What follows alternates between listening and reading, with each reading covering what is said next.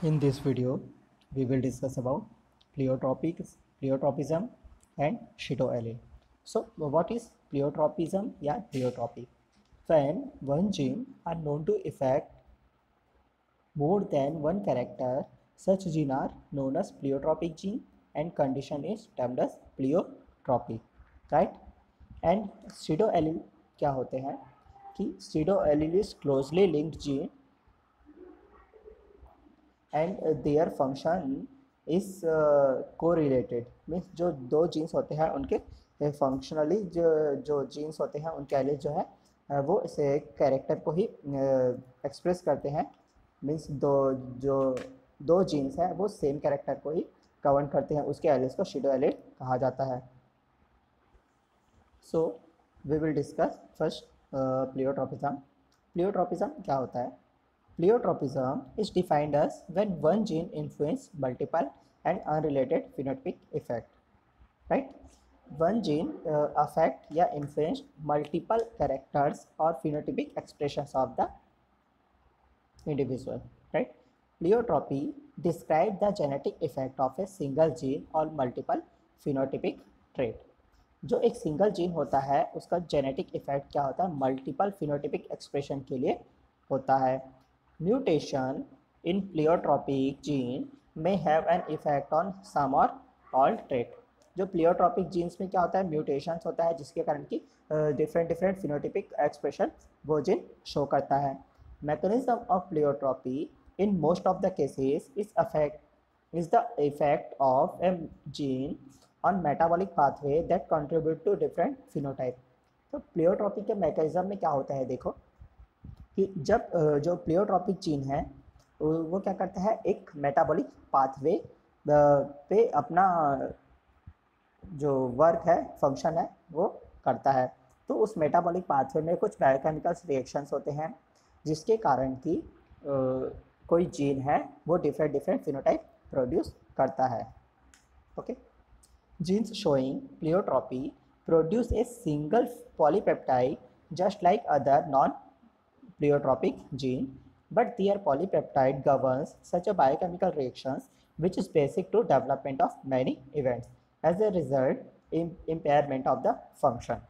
Okay, जो उसके function होते हैं उसके लॉसेस होते हैं। तो देखो प्लियोट्रॉपिक जो जीन होते हैं वो उसका फंक्शन सिमिलर होता है पॉलीपेप्टाइड का प्रोडक्शन, राइट? किसके जैसे? जो नॉन प्लियोट्रॉपिक जीन होते हैं उसकी तरह ही वो पॉलीपेप्टाइड का प्रोडक्शन करते हैं। जो पॉलीपेप्टाइड्स की चेन्स ही प्रोटीन्स की सिंथेसिस करती है। बट पॉलीपेप्टाइड्स के जो जीन्स से जो पॉलीपेप्टाइड्स बने हैं उसमें कुछ बायोकेमिकल्स रिएक्शंस होते हैं जिसके कारण की फिनोटाइपिक एक्सप्रेशन किसी ट्रेट का या किसी इवेंट्स के डेवलपमेंट में डिफरेंसेस आते हैं, right? So history, the term pleiotropy was coined in 1910 by Fastcraft. Fastcraft scientist ने प्लियोट्रॉपिक टर्म कॉइन किया था। The term pleiotropy comes from Greek word pleion meaning more and tropos meaning character. Means pleiotropy का मतलब होता है more और many characters. Okay, so example, many examples of pleiotropic. So first sickle cell anemia and second one is phenylketonuria। जो phenylketonuria disease होती है humans में वो क्या कॉज करती है? Mental retardation and hair and skin colour pigmentation in newborn baby. Okay, and sickle cell anaemia in human being. जो haemoglobin का शेप होता है वो सिकल शेप का हो जाता है due to the presence of homozygous recessive gene.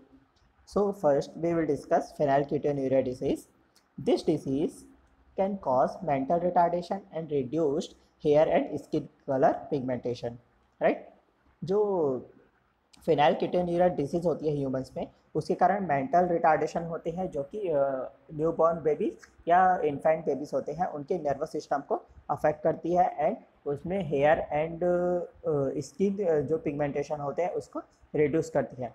तो फिनाइलकेटोन्यूरिया के जो मैकेनिज्म होता है वो क्या होता है जिससे कि ये डिसीज होती है?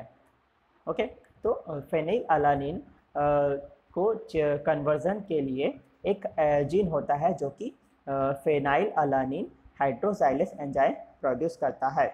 ओके, तो जब उस जीन में म्यूटेशन होता है तो क्या होता है, वो जो जीन है म्यूटेटेड जीन है वो फेनाइल अलानिन हाइड्रोजाइलेस एंजाइम्स का प्रोडक्शन कम करना शुरू कर देता है, जिसके कारण कि फेनाइल अलानिन इसका कन्वर्जन टायरोसिनेज में नहीं होता है, जो कि रिस्पॉन्सिबल होता है skin and hair colour pigmentation में मेलानिन पिगमेंट के लिए टायरोसिन रिस्पॉन्सिबल होता है।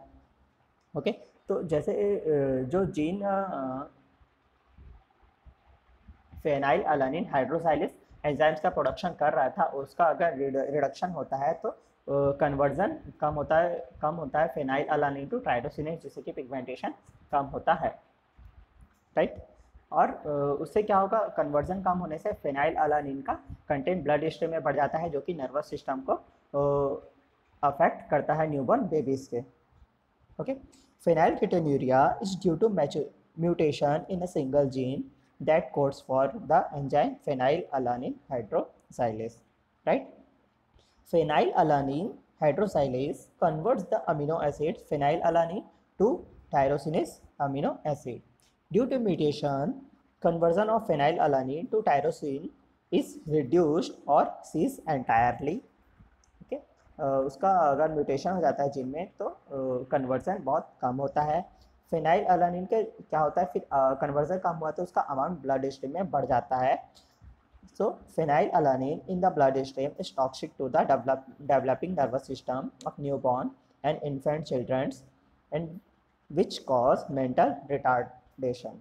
Okay, where a tyrosinase is used by the body to make melanin, an important component of pigment found in hair and skin.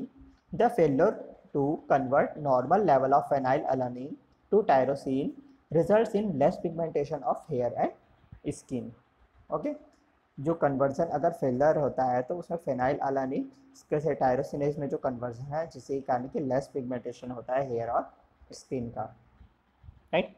So next pseudo allele. Pseudo allele क्या होता है?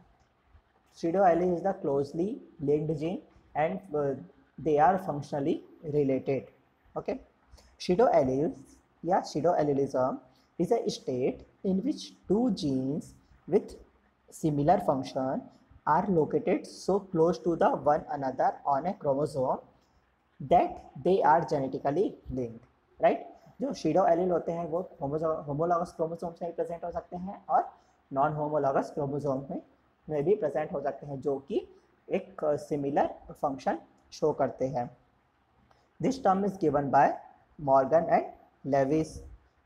This means that the two genes pseudo alleles are nearly always inherited together since the two genes have related function and they may appear to act as a single gene. जो दो jeans होते हैं वो inherited भी एक साथ करते हैं, चूँकि वह क्लोजली लिंक्ड होते हैं, इसलिए वो one generation to another generation वो एक साथ इनहेरिटेड करते हैं। जो दो जीन्स होते हैं उनके फंक्शन होते हैं जो कि as a single gene act करते हैं। In rare cases the two linked pseudo alleles can be separated and recombinant.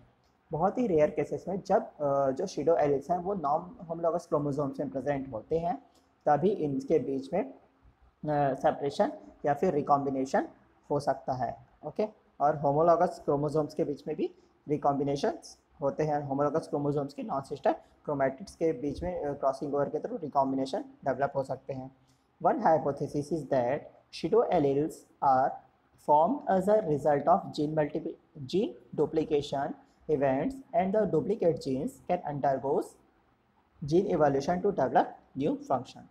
एक pseudo allele से रिलेटेड एक हाइपोथेसिस है जिसमें कि यह बताया गया है जो कि pseudo alleles का फॉर्मेशन होता है वो एक जीन डुप्लीकेशन का इवेंट्स के कारण होता है, और ये जो जीन डुप्लीकेशन है वो किसी न्यू कैरेक्टर या फंक्शंस के डेवलपमेंट के लिए या एवोल्यूशन के लिए रिस्पॉन्सिबल होते हैं। Next, characteristics of pseudo alleles।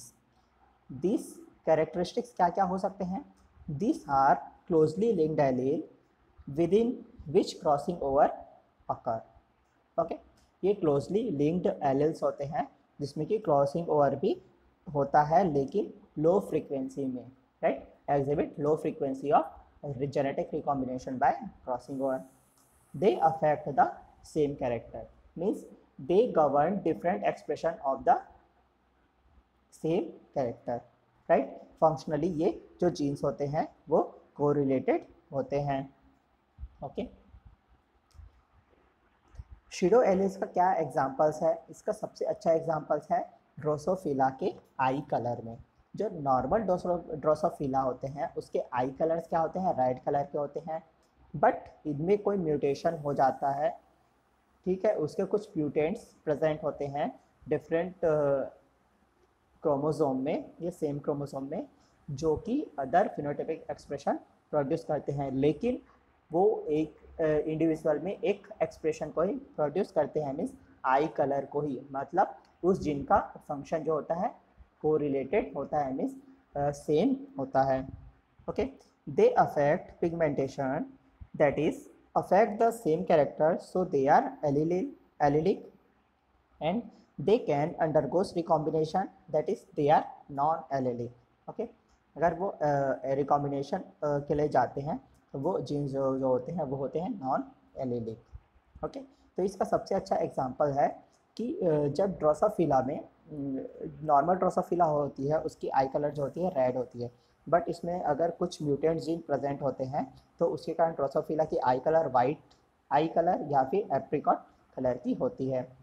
So a heterozygous for two different mutant genes of the series does not have the phenotypic expected for non allelic gene, means wild type और red eye colour. जब वो heterozygous condition में होते हैं तो हम ये expect करते हैं कि उसका इफेक्ट क्या हो, वाइल्ड टाइप हो, पर उसके म्यूटेंट जीन्स के प्रेजेंट होने के कारण क्या होता है, उसका जो फिनोटाइपिक एक्सप्रेशन होता है हेट्रोजाइगोटिक कंडीशन में, वो एक्सप्रेशन शो होता है apricot, okay, but instead has a mutant I colour which is usually intermediate between the color of respective homozygous condition, okay। अगर वो homozygous dominant condition में present होता है एलिल्स तो वो रेड आई कलर प्रोड्यूस करता है, हेट्रोजाइगस कंडीशन में होता है तो वो एप्रिकॉट कलर प्रोड्यूस करता है, और होमोजाइगस रिसेसिव कंडीशन में प्रेजेंट होता है तो वाइट आई कलर प्रोड्यूस करता है। मतलब हेट्रोजाइगोटिक कंडीशन में हम ये मानते हैं कि जो डोमिनेंट फिनोटाइप होता है मीन्स वाइट या नॉर्मल कलर जो आई कलर है वो एक्सप्रेशन शो होना चाहिए, लेकिन शिडो एलिल की कंडीशन में नॉर्मल फिनोटाइपिक एक्सप्रेशन शो ना हो करके उसके बदले पे क्या एक्सप्रेशन शो होता है, दोनों के बीच का इंटरमीडिएट एक्सप्रेशन, डोमिनेंट और रिसेसिव के बीच का एक्सप्रेशन शो होता है, means apricot colour. So this is the example of pseudo alleles, okay.